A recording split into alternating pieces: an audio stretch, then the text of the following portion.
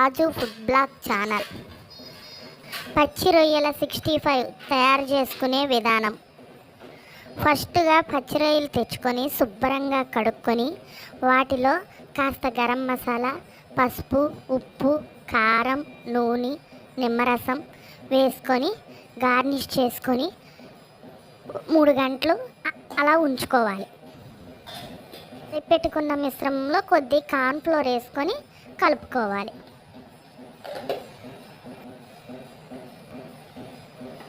అలా మిక్స్ చేసుకొని దాన్ని అలా గార్నిష్ చేసుకున్న మిశ్రమాన్ని మూకుట్లో ఒక్కొక్కటి వేసుకోవాలి.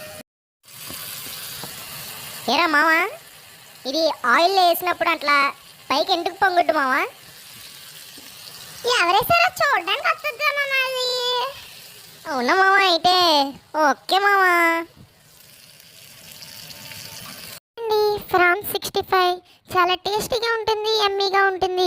కాబట్టి మీరు కూడా ఇంట్లో ట్రై చేసి టేస్ట్ చేయండి. Thank you for watching. Please like, share and subscribe.